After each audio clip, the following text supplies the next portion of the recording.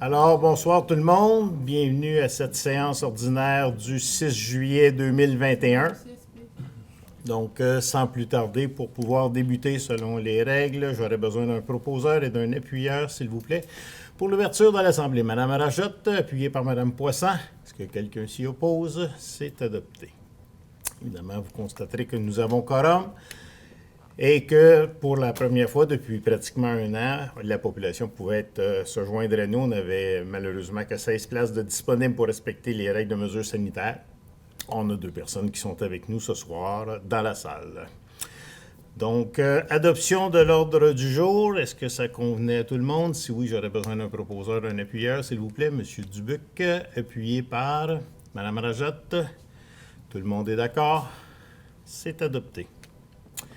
Procès-verbaux, il y avait 2 procès-verbaux, donc la séance ordinaire du 22 juin et il y avait la séance extraordinaire qui s'est tenue le 8... excusez, j'ai ouvert la bonne.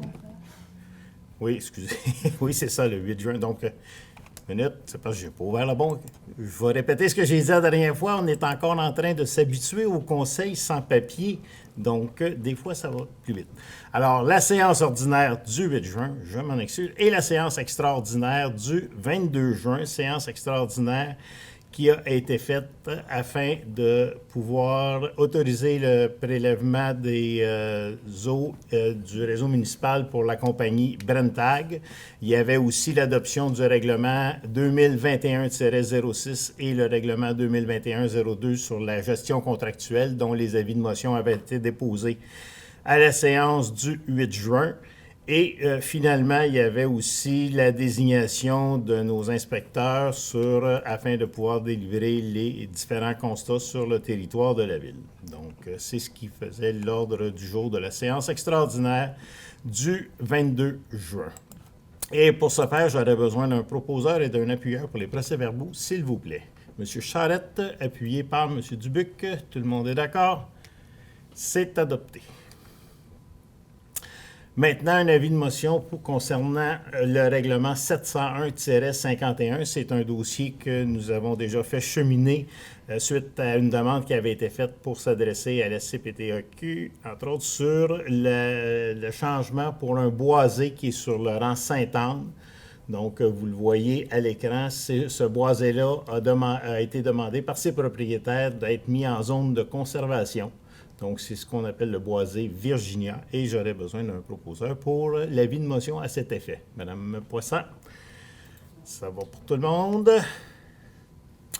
Et aussi pour le premier règlement. Donc, là aussi, j'ai besoin d'un proposeur pour le dépôt du premier... excusez le premier règlement. Ça me prend un proposeur et un appuyeur. C'est bien ça, Maître Legault?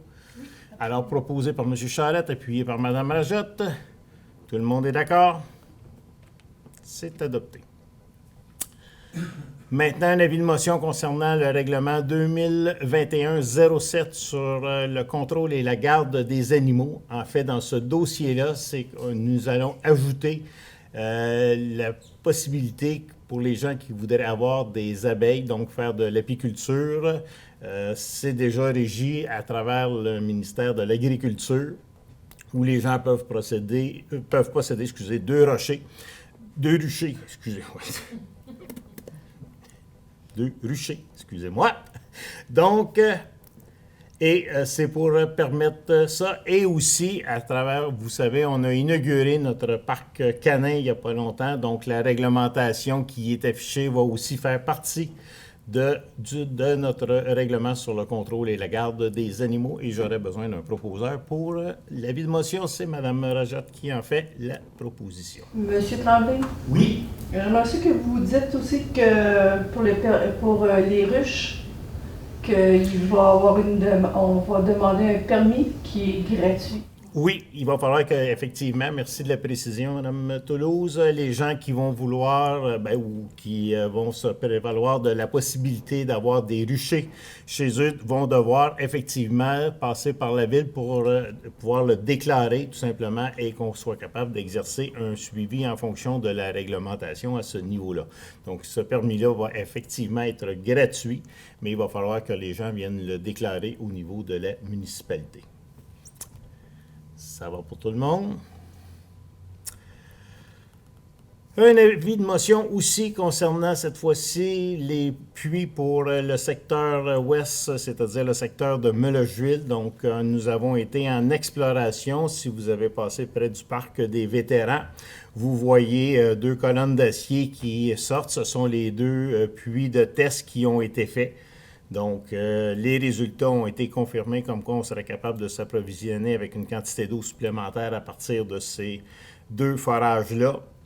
Mais évidemment, il faut compléter les travaux et aussi, il va falloir mettre en place un réservoir d'eau potable supplémentaire pour créer une réserve. La réserve actuelle étant insuffisante. Donc, c'est un projet global qui est estimé à 4 579 000. Et pour aller de l'avant avec le projet, il faut que quelqu'un dépose l'avis de motion et le premier règlement. Besoin d'un proposeur, s'il vous plaît, M. Savard.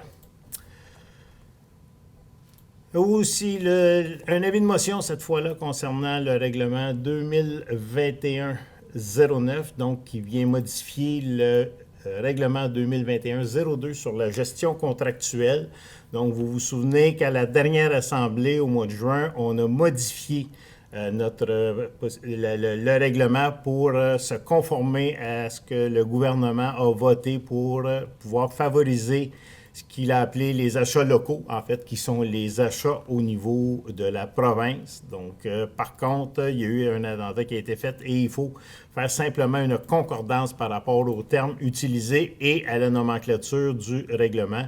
Et pour pouvoir procéder, j'aurais besoin d'un proposeur pour déposer l'avis de motion, s'il vous plaît. Madame Rajot en fait le dépôt.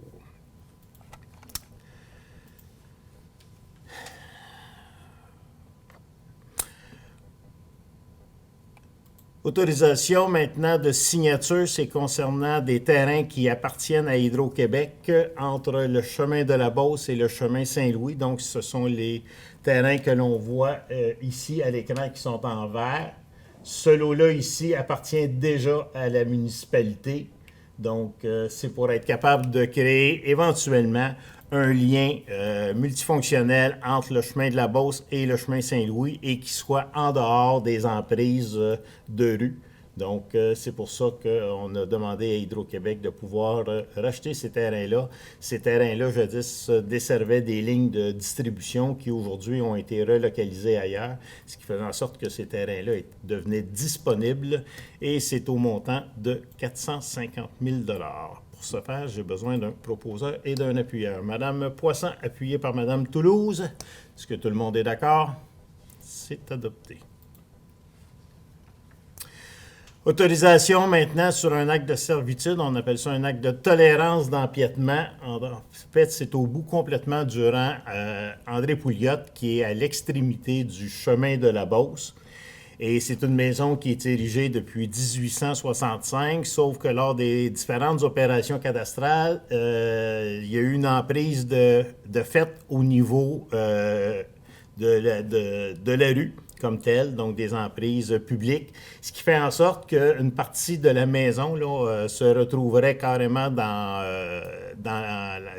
l'emprise publique. Donc, c'est pour être capable, c'est ce qu'on appelle une servitude de tolérance. Donc, on ne déménagera pas la maison, en plus qu'elle est complètement au bout du rang. Donc, la maison va demeurer là. Et c'est une tolérance à l'effet que tout puisse demeurer tel quel. Et évidemment, quand les gens s'aperçoivent de ça, c'est toujours au moment d'une transaction. Donc, c'est à ce moment-là que tout ça a été relevé. Mais pour ce faire, j'ai besoin d'un proposeur et d'un appuyeur. M. Dubuc, appuyé par M. Charette. Est-ce que tout le monde est d'accord? C'est adopté.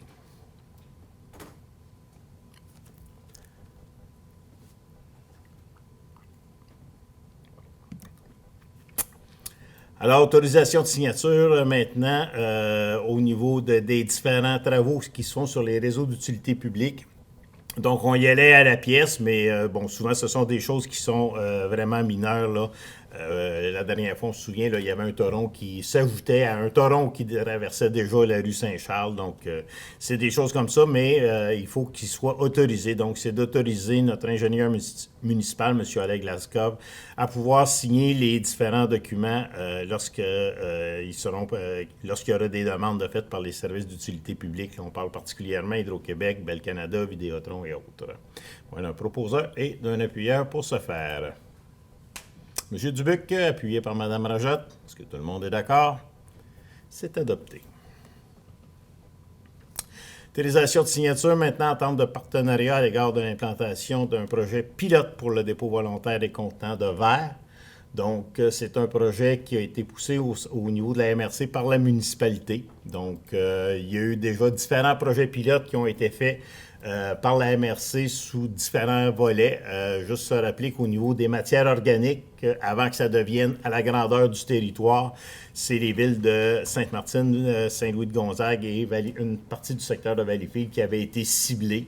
Donc, ce qu'on a demandé, nous, de notre côté, en fait, c'est qu'on a travaillé très fort, premièrement, pour que le gouvernement puisse, dans un premier temps, imposer une consigne, ce qui devrait venir au courant de l'année 2022.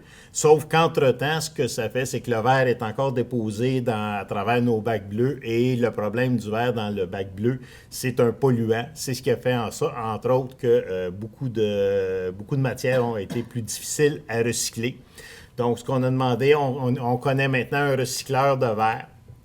Et la MRC va aller de l'avant et évidemment la municipalité doit donner son aval pour être capable de signer l'entente de partenariat à ce niveau-là. C'est un projet qui devrait voir le jour d'ici la fin du mois d'août.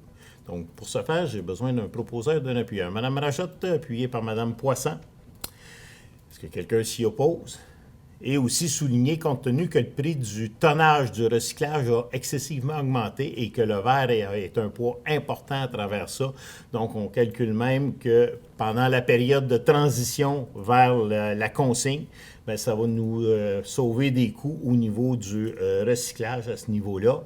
Et il n'en demeure pas moins qu'au-delà de la consigne, les pots de cornichons et autres ne sont pas encore consignés. Donc, c'est un dépôt qui pourrait continuer d'être utilisé par la suite. Mais on sait qu'actuellement, le plus gros volume, c'est effectivement, à cause de la SAQ, ce sont les bouteilles de vin qui sont le plus grand contributeur là, de recyclage là, dans le bac. Donc, j'ai-tu proposé un appuyeur, maître locaux? À force de parler. Pas encore, OK, c'est ça. Je l'ai très bien présenté, mais je n'ai pas demandé un proposeur, un appuyeur. Oui. Ah oui, c'est ça, je t'ai pas dit, je me souviens. Là. Ça me revient. Alors, parfait. Maintenant, annulation du processus d'adoption du règlement 701-50. Donc, le règlement 701-50 visait la reconfiguration d'une partie des ce qu'on appelle les champéras. Donc, ici, on a l'emprise ferroviaire. C'est toute la partie qui se trouvait à l'est de l'emprise ferroviaire. Sauf que suite à différentes modifications qui ont été demandées, ça faisait en sorte que le règlement devenait modifié de façon substantielle et à partir de ce moment-là, il y a lieu de reprocéder à un nouveau règlement pour être capable de redonner les différentes configurations et de laisser aussi l'opportunité aux gens de s'exprimer à travers les différentes consultations. Donc, pour pouvoir l'annuler, par contre, j'ai besoin d'un proposeur et d'un appuyeur, s'il vous plaît. Madame Poisson, appuyée par Madame Toulouse. Est-ce que tout le monde est d'accord? C'est adopté. Demande au gouvernement du Québec sur le statut d'Exo. En fait, Exo veut modifier le modèle d'affaires actuellement. Tout le transport urbain, autant sur la couronne nord, sur la couronne sud, qui est géré par Exo, fait en sorte que ce sont des contrats clés en main qui sont donnés, c'est-à-dire que les opérateurs doivent fournir autobus, garage, chauffeur, entretien et tout. Dans le modèle qui est proposé et que Exo veut se lancer, c'est d'avoir premièrement une aide financière pour l'achat d'autobus électriques Et parce que les entreprises privées, que ce soit Transdev ou autres, ne sont pas éligibles aux subventions du gouvernement, tandis que Exo pourrait être éligible aux subventions gouvernementales. Et ça permettrait de migrer tranquillement vers des autobus électriques à la grandeur du réseau et aussi de pouvoir avoir ses propres garages, ce qui permettrait de mieux les centraliser, de mieux répartir la flotte et de faire en sorte justement d'être capable d'être plus agile au niveau des différentes dessertes. Donc, Exo serait propriétaire des autobus, mais continuerait de donner l'entretien et la conduite à des opérateurs, mais posséderait autobus qui migreraient vers des autobus électriques et aussi vers être propriétaire de ces garages pour en faire l'entretien. Mais pour ce faire, j'aurais besoin d'un proposeur et d'un appuyeur, s'il vous plaît. Monsieur Dubuc, appuyé par Mme Rajat. Tout le monde est d'accord? C'est adopté.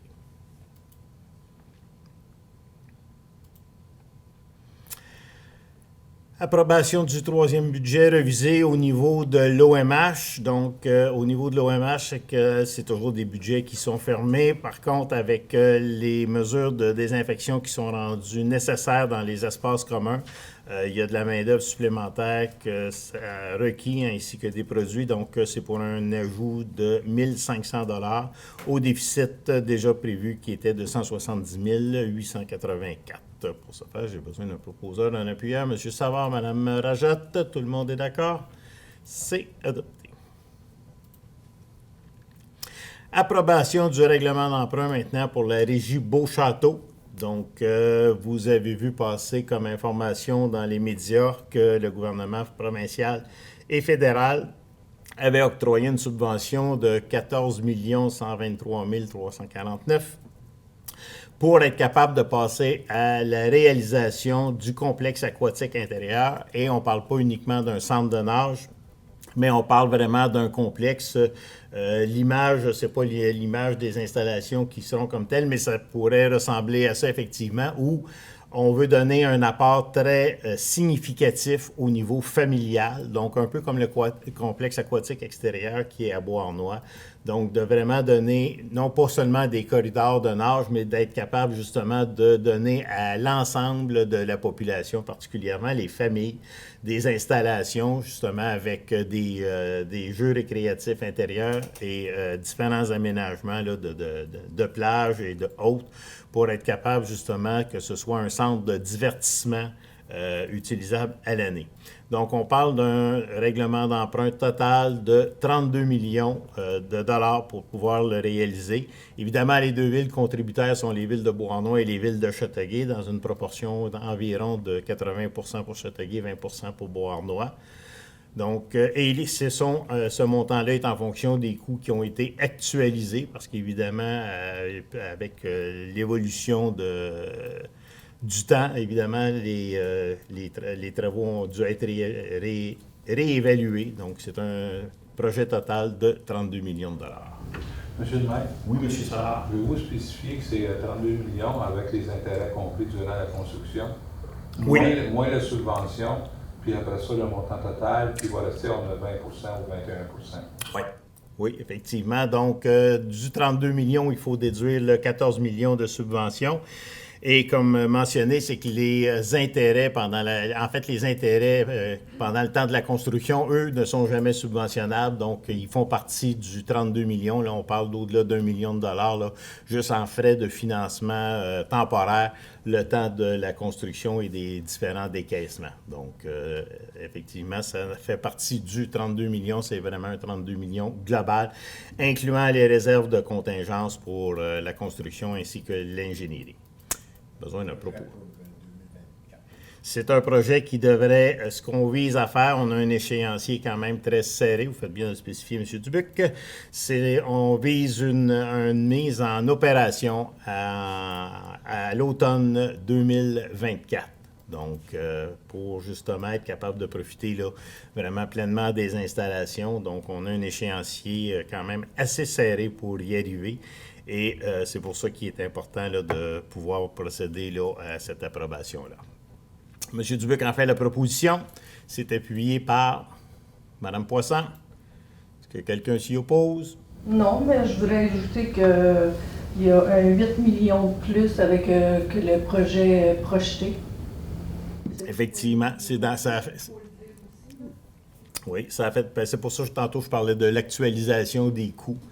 Le projet initial était aux alentours de 21 millions, effectivement. L'actualisation des coûts avait été faite au moment du dépôt de la demande de subvention. Il faut dire que le processus est quand même assez long, donc c'est un dépôt qui s'est fait il y a pratiquement 2 ans à ce niveau-là, et qui faisait suite justement à des consultations publiques qui avaient été faites. On avait fait des sondages à travers les sites municipaux, que ce soit de la ville de Beauharnois, de la ville de Châteauguay à ce niveau-là. C'est quelque chose qui était largement souhaité comme utilisation, et comme vous dites, la différence majeure qu'on va retrouver, parce qu'actuellement, on en a 2 complexes au niveau natation, qui est le Polydium du côté de Châteauguay, et la Cité des Arts du côté de Valleyfield, mais ces centres-là offrent uniquement de la formation et des corridors de nage, tandis que là, on parle vraiment d'un complexe aquatique intérieur. Ça va pour tout le monde? C'est adopté. Motion de félicitations. Maintenant, vous avez vu à travers nos différents médias que Gravité Média, qui couvre le territoire avec le Soleil de Châteauguay et le Saint-François, plus du côté de Valleyfield, se sont mérités de mémoire ces 14 reconnaissances au Gala des médias, ainsi que Viva Média, qui couvre aussi l'ensemble des MRC de Beauharnois-Salaberry et du Haut-Saint-Laurent de Vaudreuil-Soulanges, se sont aussi mérités des prix. Donc, je pense que c'est important de reconnaître le travail de nos médias, surtout que nos médias locaux ont souvent été malmenés avec les différents programmes de subventions qui venaient souvent les handicaper avec la publicité. Donc, si on passait à travers vents et marées, comme on dit, ben, je pense que c'était tout à leur honneur maintenant de reconnaître le travail qu'ils ont fait, particulièrement pendant la période de la pandémie. Je pense qu'avec aussi les sites Internet que l'ensemble de ces médias-là mettent à la disposition de la population pour les tenir informés, c'est important. Donc, on tient à souligner leur travail. Mais j'aurais besoin de quelqu'un pour déposer la motion de félicitations, ce qui est fait par Mme Toulouse. Ça va pour tout le monde? Alors, encore une fois, félicitations. Et j'en profite pour faire une petite parenthèse, parce que la semaine dernière, lors de la conférence de presse où on a donné des détails concernant le complexe aquatique intérieur, le journaliste du Soleil de Châteauguay qui couvrait l'événement est M. Michel Thibault. Et c'était son dernier reportage qu'il faisait parce que M. Thibault est parti à sa retraite. Alors, il y a des gens qui partent comme ça, toujours très jeunes à la retraite, mais je suis bien content pour lui. C'est pas de la jalousie qui me fait parler, loin de là. Mais M. Thibault a couvert largement la région et particulièrement la ville de Beauharnois à plusieurs époques. Donc, je souhaite à M. Thibault une excellente retraite. Qui appuie la résolution? C'est un avis de motion. Ah, ben, on le fait comme résolution. Ah, ben, dans ce cas-là, je vais prendre un appuyeur en ce cas-là. M. Savard, donc Mme Toulouse et M. Savard. Motion de félicitations, mais proposeur appuyeur. Excellent. Nomination d'un chauffeur pour un remplacement. Donc, on a un employé qui a pris un congé sabbatique pour 1 an et qui était chauffeur. Donc, c'est pour pouvoir le remplacer pendant cette période-là. Donc, ça va être rétroactif au 1er juin 2021. Et suite au processus interne qui a été fait, c'est M. Jonathan Bernier qui obtient le poste, qui obtient le poste en bonne et due forme. Donc, pour ce faire, besoin d'un proposeur et d'un appuyeur, s'il vous plaît. Mme Toulouse, appuyé par M. Dubuc. Tout le monde est d'accord? C'est adopté. La motion pour les médias, tu couvrais les deux? Oui, ça couvrait les deux. Tabou? C'est la même personne? Parce qu'il y a Viva Média et... Oui, mais c'était... Média. Il était séparé. Ah, il était séparé. Oh, excusez-moi, moi, je les ai... C'est parce que j'ai regardé mon écran trop vite, je les ai pris d'un seul bloc. Celle que Mme Rajat va proposer. D'accord, bon. Alors, je reprends. Donc, celle pour Gravité Média a été proposée par Mme Toulouse, appuyée par M. Savard. Et celle pour Viva Média, et je m'en excuse, va être proposée par Mme Rajotte, appuyée par Mme Poisson. Ça va pour tout le monde aussi? C'est adopté.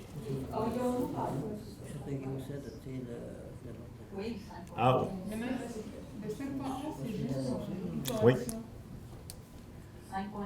5.11. Ah, putain, ouais. D'après moi, j'ai fait un saut de page. Excusez-moi. Bon. Alors, j'y vais juste en déroulement, mais d'après moi, j'ai fait effectivement un saut de page. Alors, je reprends avec 5.11. Ramenez-moi l'ordre, Mme la greffière. Alors, c'est la correction par rapport au règlement 2021-06. Donc, ça fait suite. Ce sont les mêmes concordances que celles qu'on a énoncées tantôt pour l'avis de motion.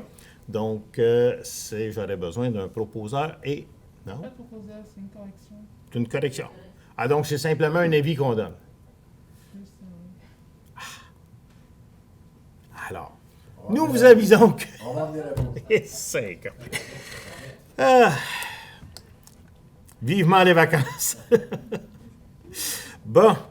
Alors, pour ce qui est de la nomination de chauffeur, ça allait pour tout le monde. Bon. pour juste le chauffeur, c'était qui? Le chauffeur, c'est Jonathan Bernier. Oui, je sais, mais c'est qui le proposait l'appuyeur, je veux dire. Ah, c'était M. Dubuc et appuyé par... Oui, c'est monsieur, c'est ça. Bon. Donc, Mme Hubert, Toulouse a proposé, et M. Dubuc a appuyé. C'est correct. Ouais. Ah, juste vous dire aussi, hier, c'était la séance publique de Châteauguay et Châteauguay a aussi approuvé le règlement d'emprunt. Donc, les choses devraient suivre leur cours là, vraiment rapidement à ce niveau-là. Ça tombait bien parce que les deux séances étaient une après l'autre. Ce qui concerne le complexe aquatique. Le complexe aquatique. Alors, 6.2 maintenant. Embauche de 2 étudiants temporaires pour ce qui est du camp de jour. En fait, ce sont des gens qu'on avait déjà, ce sont des mutations à l'interne.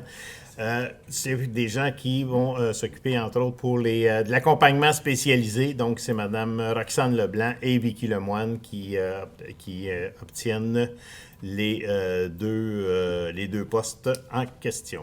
Pour ce faire, j'ai besoin d'un proposeur et d'un appuyeur. Mme Poisson, Mme Rajotte, tout le monde est d'accord? C'est adopté. Et vous pouvez voir comment ils ont du plaisir au camp de jour. Maintenant, embauche d'une animatrice pour la Caravane des Arts. Donc, la Caravane des Arts, pour sa deuxième année, va se promener un peu partout sur le territoire. Donc, c'est Mme Chantal Grandmont qui vous est recommandée pour être embauchée pour faire l'animation pour la période estivale, soit jusqu'au 26 août. M. Dubuc, appuyé par M. Charette. Tout le monde est d'accord? C'est adopté. Embauche d'une technicienne juridique maintenant, suite à un appel de candidature où il y a eu 22 personnes qui ont postulé. Le choix s'est arrêté sur Mme Annie Bergeron, qui est technicienne juridique, et cette embauche-là est rétroactive au 21 juin. Pour ce faire, j'ai besoin d'un proposeur et d'un appuyeur. Mme Poisson, appuyée par Mme Toulouse. Tout le monde est d'accord? C'est adopté et nous souhaitons la bienvenue à Mme Bergeron. Création d'une prime de 10 % concernant les postes de contremaître au service des travaux publics et à la gestion des eaux. Donc, ce qu'on souhaite faire dans le service, c'est d'avoir quelqu'un qui va travailler vraiment à la coordination et à la planification des travaux, en plus de faire son poste de contremaître. Donc, c'est une prime de 10 % qui serait rattachée à ces tâches-là pour être capable justement de faire la coordination, comme je le mentionnais, le suivi et aussi le contrôle de la qualité, en plus de ses tâches habituelles de contremaître. Proposé par Mme Toulouse, appuyé par Mme Rajotte. Est-ce que tout le monde est d'accord? C'est adopté. Approbation de la liste des comptes à payer. Donc, vous avez eu la liste pour le mois de juin qui se divisait en deux. Excusez, je n'ai pas ouvert le bon. Au montant de 2 970 991 $. Donc, j'ai besoin d'un proposeur, d'un appuyeur. M. Dubuc, appuyé par... J'ai là. Appuyé par Mme Poisson. Est-ce que tout le monde est d'accord? C'est adopté. 7.2, comme à tous les mois, l'état des revenus des différents fonds. Et nous allons faire l'analyse des 6 premiers mois de l'année et nous allons vous faire rapport avant la séance prochaine pour donner l'état des résultats détaillés ainsi que les différents commentaires du service de trésorerie. 7.3 maintenant, c'est l'octroi d'un contrat gré à gré concernant le remplacement du système de gestion pour la bibliothèque. Donc, le logiciel qui est utilisé actuellement est rendu à la fin de sa vie utile. Il n'y a plus de mise à jour disponible suite à un appel de proposition. Il y a 2 firmes qui ont été étudiées et la recommandation qui vous est faite, c'est d'octroyer le contrat à Concept Logique 4DI Inc. au montant de 42 100 $. C'est pour une période de 5 ans. Donc, la première année, évidemment, qui est celle de l'implantation, requiert un investissement supérieur là, qui est de 17 000 $ et par la suite, c'est 3 500 $. Là, je vous arrondis les chiffres encore une fois, pour être capable de maintenir le roulement de ce logiciel-là et un montant de 9 100 $ pour l'année 2022, de 9 100 $ pour l'année 2022 et 5 500 pour les années subséquentes pour l'opérationnalisation de ce logiciel-là pour la bibliothèque au cours des 5 prochaines années. Besoin d'un proposeur et d'un appuyeur. Madame Poisson? Oui. Surtout Madame Poisson, de par ses connaissances professionnelles, a pu poser plusieurs questions sur le système en question et les réponses qui lui ont été fournies la satisfaisaient. Donc, elle peut nous en faire la proposition et j'aurais besoin d'un appuyeur, s'il vous plaît. Monsieur Dubuc, tout le monde est d'accord? C'est adopté. Résiliation de contrat maintenant. On avait été, si vous vous souvenez, en appel d'offres pour des camionnettes. Ce contrat-là avait été donné au garage Venn. Il y avait eu 2 soumissionnaires. Le deuxième soumissionnaire, qui était même meilleur marché, ne pouvait pas nous livrer les véhicules dans les délais impartis. Et c'est ce qui arrive au premier soumissionnaire aussi. Donc, il y a lieu de résilier le contrat avec le garage Venn pour les 2 camionnettes, compte tenu qu'il ne peut respecter les délais. Besoin d'un proposeur, d'un appuyeur pour ce faire.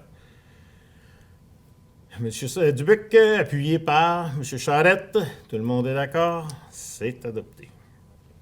Et maintenant, ça prend quand même ces véhicules-là. Donc, on a passé par le service, le centre d'acquisition gouvernementale qui fait affaire directement avec les constructeurs automobiles. Et ce qu'on a obtenu, c'est 2 camionnettes GMC qui vont pouvoir être nous livrées au montant de 61 232 $ avant les taxes applicables. Besoin d'un proposeur et d'un appuyeur, s'il vous plaît. Monsieur Savard, appuyé par Monsieur Dubuc. Tout le monde est d'accord? C'est adopté. Toujours avec le centre d'acquisition gouvernementale, cette fois-ci pour l'achat de micro-ordinateurs ou de tablettes. Donc, ce n'est pas un achat que l'on fait, c'est simplement une demande. Et on prend aussi en considération que sur le territoire de la ville de Beauharnois, maintenant, il y a une personne qui a un centre informatique. Donc, c'est sûr que lorsque nous allons procéder aux achats, ce fournisseur-là va pouvoir être mis à contribution aussi s'il y a lieu. Mais là, c'est de pouvoir justement confier au centre d'achat, au centre d'acquisition gouvernementale, la possibilité de faire nos achats par leur entreprise. Donc, pour ce faire, j'ai besoin d'un proposeur et d'un appuyeur. Monsieur Dubuc, appuyé par Monsieur Charette. Tout le monde est d'accord? C'est adopté. Point 8 maintenant, c'est concernant la période estivale et le... Oui? Concernant la proposition, Oui. on dit qu'on s'engage à s'approvisionner auprès du fournisseur à requérir des services du prestataire de services retenus pour l'exécution du contrat. Si on achète ces équipements, Si on décide finalement, ben, on a du tour là-dedans, on n'achète pas de tour. On n'est pas tenu de les acheter. C'est une résolution type, en fait. Les normes pour m'assurer que c'est en concordance avec ce qu'on venait de dire. Ouais. C'est ce qu'on m'a donné comme information cet après-midi suite aux questions qu'on s'est posées en séance de travail. Ça va? 8.1 maintenant concernant les navettes fluviales. Elles vont revenir à l'horaire cet été. Donc, on invite en même temps la population de pouvoir en profiter. Ces navettes-là, avec l'île Perrot, vont se dérouler le 24 juillet, les 7 et 14 août, ainsi que le 4 septembre. Donc, pour ceux qui ont déjà vécu l'expérience, c'est une belle occasion d'aller visiter de part et d'autre. Et aussi de l'animation qui est offerte lors de la descente de la navette pour aller visiter les différents sites. Donc, ça aura lieu à ces dates-là. C'est un projet qui est subventionné à 50% par... je crois que c'est la MRC, là, c'est en concordance avec la MRC. Donc, notre part est de 8 134 $ avant les taxes applicables telles qui avaient été prévues au budget de toute façon au mois de décembre. Proposé par Mme Rajotte, appuyé par Mme Poisson. Tout le monde est d'accord? C'est adopté. Autorisation de signature pour le programme de supplément au loyer d'urgence. En fait, c'est que le gouvernement offre aux municipalités de rembourser 50% des coûts qui ont pu être engendrés pour s'assurer que tout le monde puisse avoir un toit. Évidemment, on ne pouvait pas construire de logement avec ça, mais on s'est assuré que les gens qui étaient dans le besoin au 1er juillet, justement, puissent avoir du soutien à cet effet-là. Et c'est ce que nous avons fait. On a des gens ici à l'interne, entre autres Mme Boutier, qui a travaillé très, très fort avec les différents organismes sur notre territoire pour s'assurer, justement, de supporter ces gens-là. Donc, particulièrement l'OMH, le comité logement, qui ont été mis beaucoup à contribution. Donc, c'est un beau travail qui a été réalisé à ce niveau-là et c'est un travail de suivi là, et de vigie qui continue de s'exercer. Donc, pour autoriser Mme Boutier à signer la procédure, j'aurais besoin d'un proposeur, d'un appuyeur, s'il vous plaît. Mme Rajotte, appuyée par Mme Toulouse. Tout le monde est d'accord? C'est adopté. On tombe maintenant dans les modifications au niveau de l'usine d'épuration. Donc, ça aussi, c'est un projet qui, comme on a déjà mentionné, qui avait été prévu au début des années 2012, les estimations. Et on a plusieurs choses qui se doivent d'être ajustées quand on réalise les travaux, malheureusement, 9 ans plus tard. Et c'est pour ça qu'on a dû demander un règlement d'emprunt supplémentaire au montant de, rappelez-moi le montant, mettre le coût, de 2 176 000. Donc, pour être capable de couvrir l'ensemble des dépenses supplémentaires. Donc, le premier ajout, c'est des travaux de nature électrique. Donc, les nouvelles installations requérant d'un nouveau centre de contrôle des moteurs. Donc, c'est une dépense de 264 657,15 $. J'ai besoin d'un proposeur et d'un appuyeur pour ce faire. M. Dubuc, appuyé par Mme Poisson. Tout le monde est d'accord? C'est adopté. La deuxième modification concerne des joints de dilatation. Donc, encore une fois, et cette fois-là, c'est au montant pour les entrées d'air. Donc, c'est un montant de 5 842 $. J'ai besoin d'un proposeur et d'un appuyeur. Les joints de dilatation, c'est le 9.4. Là, on est au 9.2. Comment ça? Coudonc, excusez, j'ai l'impression qu'il y a une page qui saute à l'occasion. Alors, merci beaucoup de me ramener à 9.2. Alors, puis je vais suivre sur l'écran tout simplement parce que je saute des pages.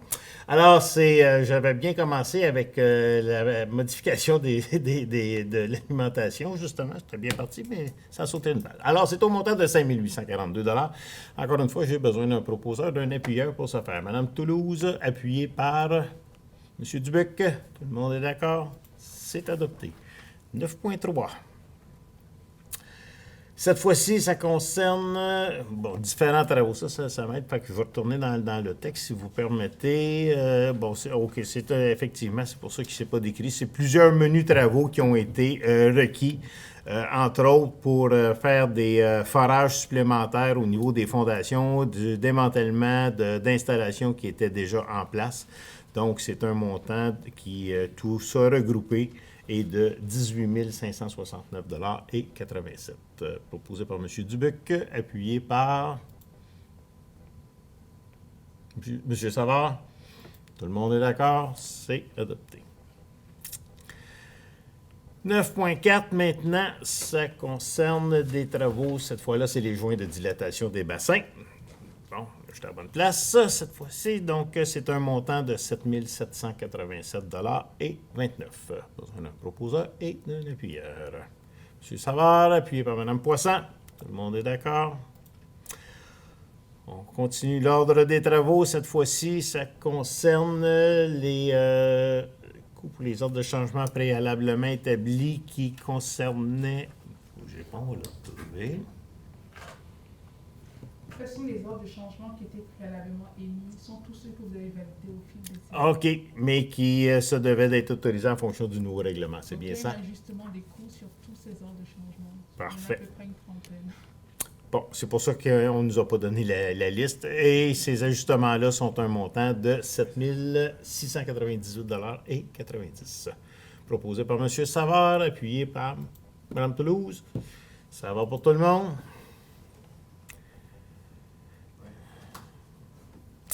Ensuite, la prochaine concerne le remplacement de la plomberie de l'eau domestique. Donc là aussi, avec l'ensemble des différents travaux, là aussi, l'ensemble des canalisations, que ce soit pour les douches, il y a aussi des équipements de sécurité qui sont reliés à ça. Donc, il faut revoir l'ensemble de la plomberie parce qu'elle aussi, 10 ans plus tard pratiquement, elle ne s'est pas améliorée. Donc, c'est des travaux supplémentaires qui sont maintenant requis compte tenu, évidemment, qu'il y a beaucoup de corrosion dans un milieu qui est aussi humide qu'une usine d'épuration. Et c'est important que l'eau potable soit justement bien isolée à ce niveau-là. Donc, c'est un montant supplémentaire de 184 858,98 $. Besoin d'un proposeur, Mme Rajotte, appuyé par M. Dubuc. Tout le monde est d'accord? C'est adopté. Maintenant, au niveau du comité consultatif en urbanisme, précédemment, c'était notre directrice qui était la secrétaire du comité. Donc, maintenant que nous avons un nouveau directeur, M. Morneau, qui est le directeur de l'occupation du territoire, c'est lui qui sera désigné pour être le fonctionnaire qui agira à titre de secrétaire au comité consultatif d'urbanisme. Si j'ai une proposition en ce sens, proposée par Mme Poisson, appuyée par Mme Rajotte. Tout le monde est d'accord? C'est adopté.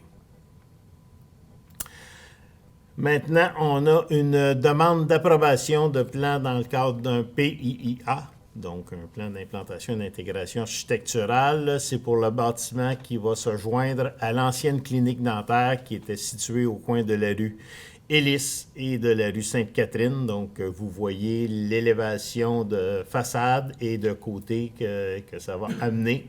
Donc, ça va être l'ajout de logements à ce niveau-là. On a une recommandation du comité consultatif en ce sens, mais ça va me prendre un proposeur et un appuyeur pour qu'on puisse procéder. Mme Rajotte, Mme Poisson, tout le monde est d'accord? C'est adopté.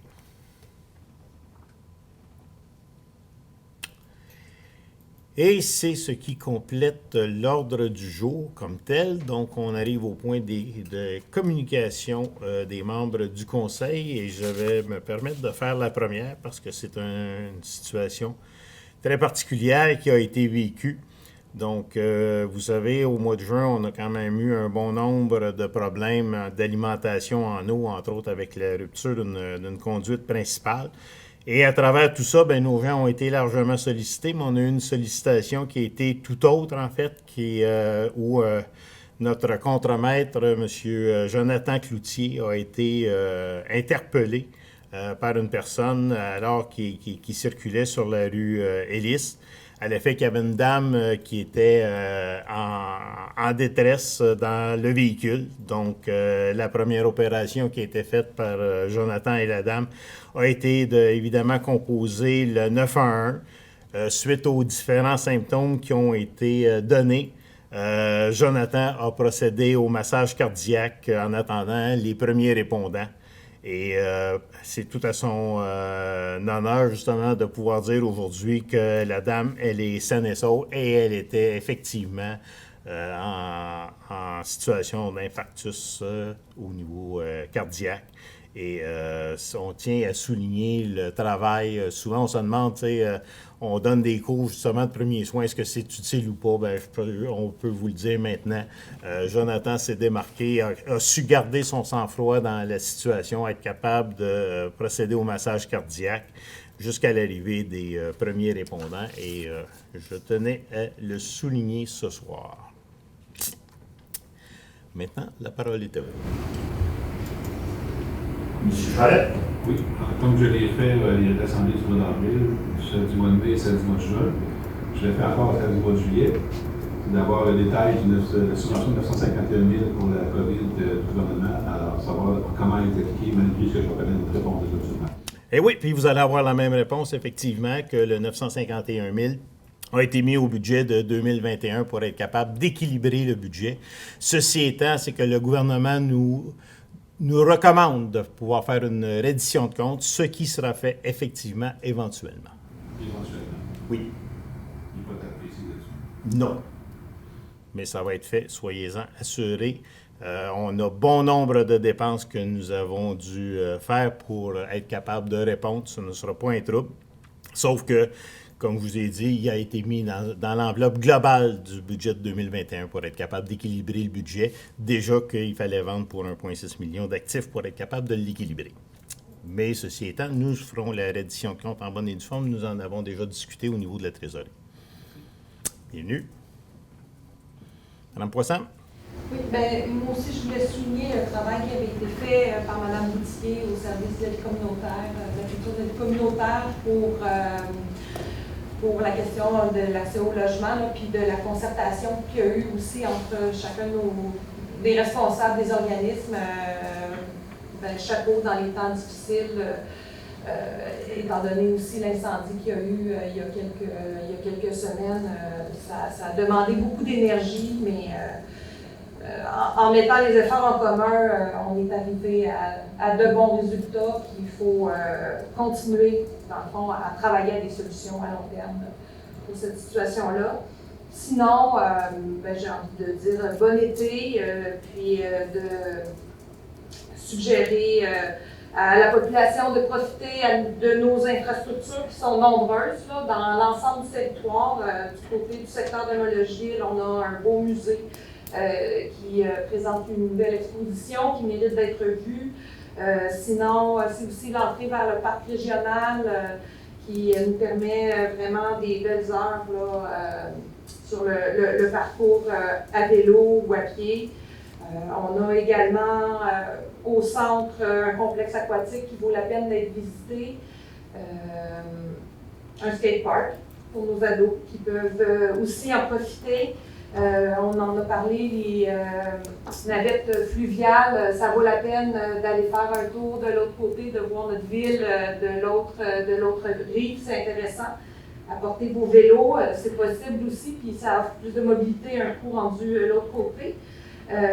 Sur l'ensemble, dans le secteur de Maple Grove, on a aussi les kayaks qui semblent très, très populaires et puis qui nous donnent accès aussi à des points de vue qu'on n'a pas autrement, là, pour celles et ceux qui n'ont pas d'embarcation. Et sur l'ensemble du territoire, on a parlé aussi de la caravane des arts. Ça vaut la peine d'aller visiter la caravane qui va se promener dans nos parcs encore cet été. Puis voilà, profitez-en, on a tout ça à notre portée, puis ça vaut la peine de les découvrir. Merci. Autre communication? Alors, je vais aller à la période de questions. Est-ce qu'il y a des questions parmi les gens dans l'assistance? Oui, M. Villot. Oui, tu restes à la demeure là, mais effectivement. Je reste à ma place? Oui, oui. On devrait bien t'entendre. Oui, sûrement. Bonne voix. Je me présente, je suis Christian Viau. Je vous ai envoyé un document la semaine passée.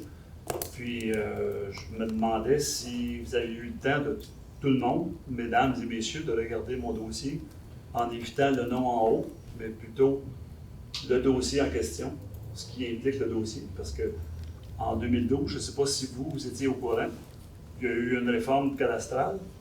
Puis à ce moment-là, il y avait des gens qui pouvaient mettre 2 cadastres sur un matricule, autrement dit sur un compte de taxes.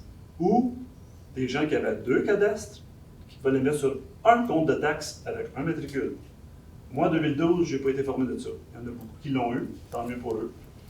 Moi, je ne dénigre pas ces gens-là. Moi, je m'en viens à mon sujet à moi. En 2016, jusqu'en 2016, j'ai toujours un terrain vacant qui est annexe à mon terrain à moi. En 2016, depuis 2001, mon terrain est toujours un terrain non desservi. En 2017, il y a eu un vote, puis pour forcer les gens à vendre leur terrain, ils ont dit, bon, OK, on va doubler le taux de taxe. En 2017, mon taux de taxe était doublé.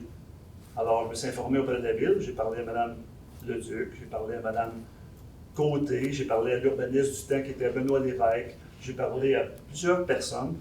Puis tout le monde de la municipalité à qui je devrais faire confiance, ils m'ont tous dit, on ne sait pas, je ne peux pas rien faire. OK? Fait que moi, je me suis tourné de côté, je suis allé voir, j'ai téléphoné la firme LBP avec laquelle vous faites déjà affaire, les évaluateurs. Ils m'ont dit comment ils calculaient les taxes, puis ça. Ils disent, on ne peut pas rien faire pour vous. Alors, moi, ma solution qui me reste, c'est de jumeler mon terrain avec le mien, je le fusionne. Parce qu'en fusionnant mon terrain, je deviens un grand lot. Puis de cette façon-là, au lieu de payer 800 $, 850 $ pour mon terrain vacant en taxes, puis 3 000 pour ma maison, j'en paye 3 100 $. Comme toutes les autres personnes qui leur ont coûté 0 sous quand ils ont eu la chance de mettre les 2 cadastres sur le même matricule, ils n'ont pas payé de frais d'arpenteur. Moi, j'ai payé 1 300 $ pour arpenter. Là, en 2020, quelqu'un vient me voir, tu vends ton terrain, Christian? Oui, je vais le vendre. Je m'informe à la municipalité, la municipalité me dit, il faut que tu payes 10 % de frais de parc. Mais pourquoi il faut que je paye des frais de parc? Parce que j'ai fait une manœuvre qu'il ne fallait pas que je fasse. Alors que j'ai obligé de payer encore 1 500 $ pour défusionner. Mais en 2017, personne n'a quand même me répondre. C'est drôle parce que 2 semaines après que j'ai payé l'arpenteur, LBP m'ont appelé, ils m'ont dit « Ah, monsieur, on pensait à ça, on va être capable de vous le faire. » Mais s'il est trop tard, j'ai payé, je ne peux plus reculer. En 2017, je suis au pied du mur, j'ai fait ce que j'avais à faire. Puis là, aujourd'hui, on me dit « Ben non, il faut que tu payes 9 500 $ de frais de parc parce que mon terrain, à moi, est évalué à 95 000 $. Fait que je trouve que je suis lésé dans tout ça, puis je ne suis pas le seul de toute façon. Mais ce qui est plus plate dans ça, c'est que les gens qui ont eu la chance de le faire, ils n'ont jamais payé un taux de taxe élevé, eux autres là. Puis moi, j'ai payé 2 fois des frais d'arpenteur, puis en plus, il faut que je paye 9 500 $. Il y a quelque chose d'illogique dans ça. Fait que c'est pour ça que ma demande, que ce que je fais, je veux revenir à la case départ et non dire parce que c'est des frais de parc. Ma case départ, c'est qu'en 2012, en 2017, même la municipalité n'a pas été capable de rien faire pour moi. C'est juste ça que j'ai demandé. Le frais de parc, on n'est pas rendu là. On est en train de s'en aller sur une mauvaise direction, alors que moi, mon problème, puis il y en a eu d'autres aussi, qui ont eu la même affaire que moi, qui n'ont pas eu la chance de se faire informer. Pensez-vous qu'on est assez bête pour fusionner notre terrain, puis après ça, défusionner, puis on payer 2 500 $? À quelque part, là, c'est illogique. C'est ça ma demande. C'est pour ça que je voulais que tout le monde sache la même affaire. Je dis, moi, d'expliquer aux gens, c'est ça qui se passe. Alors, moi, je demande de ne pas payer les frais de parc parce que c'est la case départ qui a été mal faite. Moi, personne n'est capable de m'informer pour ça.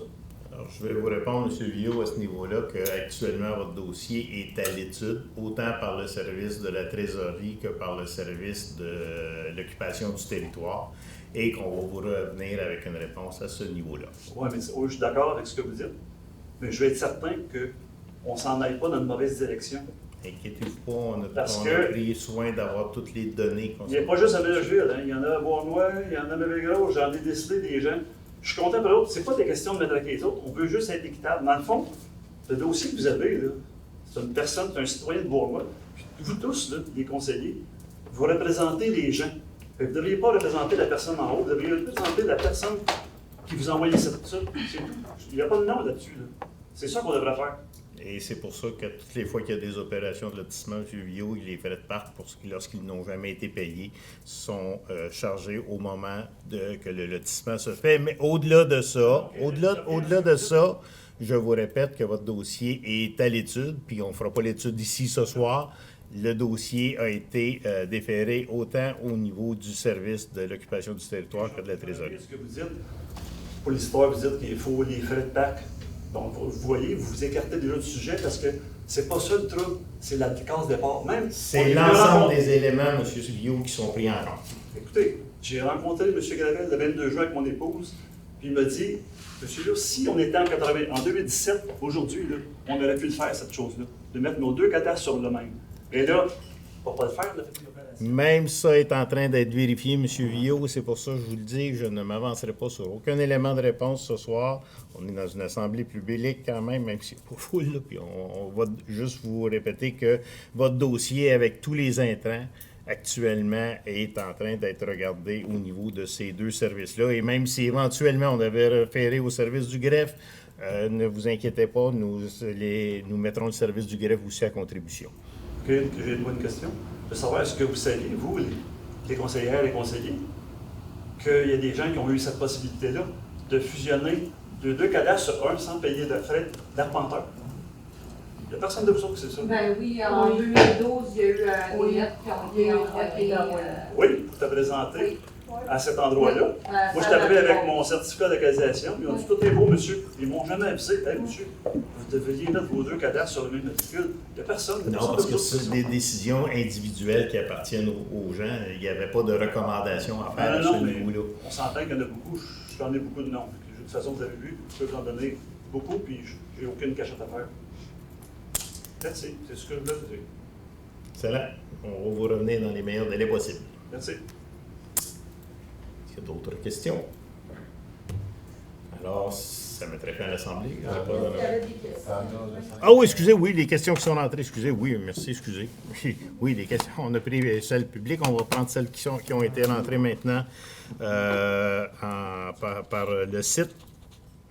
Donc, la première demande concerne, c'est Michael ou Michael Godin sur la rue Masta-Hibro concernant une demande qui concerne une remise. Donc, monsieur nous demande pourquoi il ne peut pas mettre une remise dans la servitude d'Hydro-Québec, même si Hydro-Québec lui a indiqué qu'il le pouvait.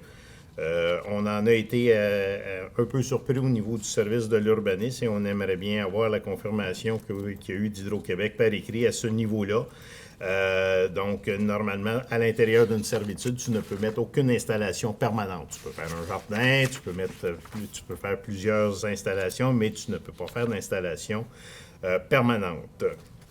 L'autre est la question subsidiaire qui demandait, c'est pourquoi que les remises en modulaire de style Rubbermaid ne peuvent pas être installées sur le terrain. Et cette question-là, actuellement, est à l'étude par le service de l'occupation du territoire. La question suivante vient de Annie Dubois sur la rue Cardinal et elle demande si ce serait possible de faire installer un passage piétonnier avec lumière jaune sur le boulevard de Melojuel à la hauteur du chemin du Canal et de la 18e avenue, concernant que c'est une traverse qui est régulièrement utilisée.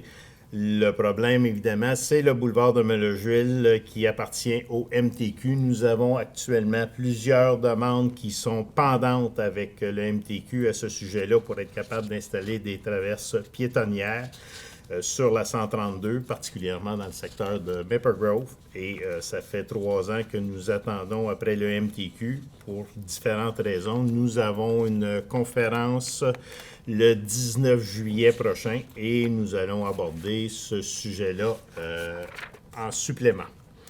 Elle nous demande aussi s'il serait possible de sécuriser la piste cyclable avec des poteaux pliables réfléchissants dans le secteur des avenues pour que les enfants, des avenues pour les enfants qui passent sur le boulevard de Melojuel.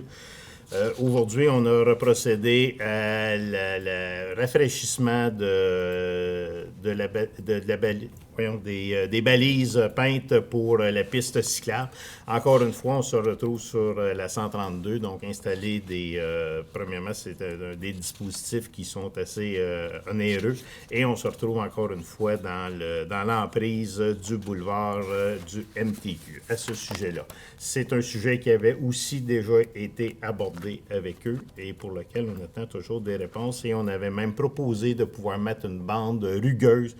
Et ils nous ont dit que c'était absolument impossible de faire ça, que ce ne serait pas sécuritaire et autres. Mais ça, c'est les réponses du MTQ et je m'arrête là.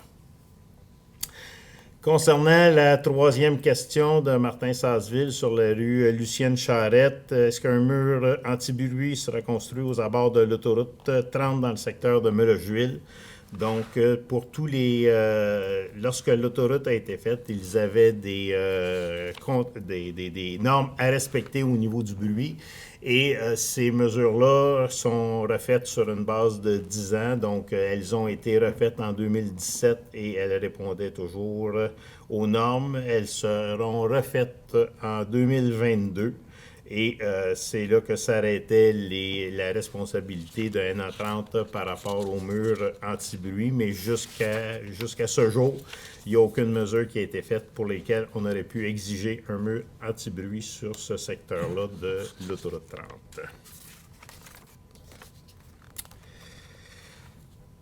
La question suivante vient de M. Michel Monti sur la rue Dunant. Alors, il demande ce qui se passe avec la rue Ellis. Donc, la rue Ellis, on a déjà répondu. Il y a eu une résolution à l'effet que le Conseil souhaitait l'enfouissement des câbles. Donc, à partir de ce moment-là, Hydro-Québec a repris les travaux qui avaient été laissés en plan.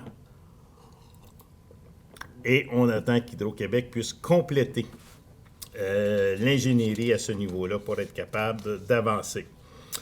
Et aussi, il nous propose de mettre la rue du Puy à sens unique entre le chemin Saint-Louis et le boulevard Cadieux et de mettre Boyer en sens unique, cette fois-là, de Cadieux jusqu'au coin de Morel pour alléger le trafic sur la rue du Puy. On regarde votre suggestion, M. Monpetit. Simplement vous dire qu'on a déjà fait un sens unique sur une petite rue dans le secteur de Maple-Grove. Et pour la sécurité des enfants, et que nous avons reçu une pétition pour le défaire. Donc, avant de se relancer dans un nouveau sens unique sur la rue du Puy, il y aura sûrement une large consultation qui sera faite préalablement à ça. Cinquième question, cette fois-ci de Mme Sylvie Guérin. Mme Guérin nous pose la question au niveau des subventions. Donc, elle demande si, en dehors de la subvention du complexe aquatique qui a été annoncée tout récemment, s'il y avait d'autres subventions. Il y a effectivement des subventions qui sont en cours, donc pour la réfection, entre autres, de notre usine d'épuration. Il y a une partie de subvention qui est appliquée sur ces travaux-là. Donc, et lorsqu'il y a des subventions qui sont disponibles, soyez assurés que nous sommes aux aguets. Est-ce que nous en avons des pendantes actuellement, Mme Robidoux? Oui, on a la FIMO pour la rue Ellis, dans le fond, qui est oui. En attente. On est toujours en attente pour la rue Ellis. Effectivement, il y a des fonds qui étaient réservés à travers le fonds FIMO. En périmètre urbain pour le sentier Pédémadant. Oui, pour le sentier, justement, pour les terrains qui ont été achetés sur, qu'on a parlé tantôt, là, d'Hydro-Québec, entre le chemin Saint-Louis et le chemin de la Beauce. Donc, pour l'aménagement de ça, il y a une demande de subvention aussi qui a été faite et pour laquelle on est toujours en attente. Aussi, c'est l'aménagement du parc urbain, Marina. C'est un dossier qui est en demande aussi. Aussi, oui.